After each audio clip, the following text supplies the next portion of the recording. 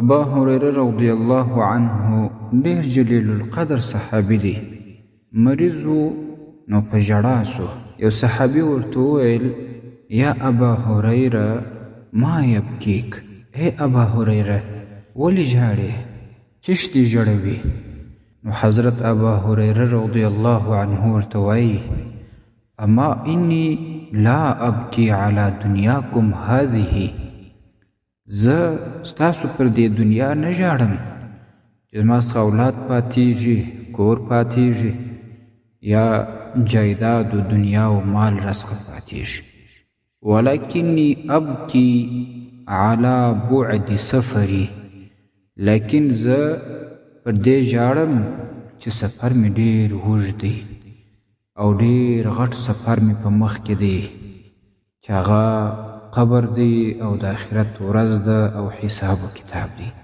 او بیا وایي وقلت زادی،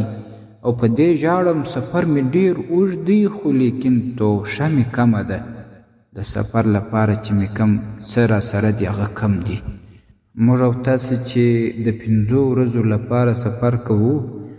نو د دې 5 ورځو خرڅه، مصرف او توشه د ځان سره برابر کړو، خو لیکن د آخرت دا غټ سفر چې زموږ او تاسې په مخ کې دی، موږ او تاسې څونه توشه ورته برابره کړې ده. بیا وروسته ابا هريره رضی الله عنه وویل چې زما روح قبض سي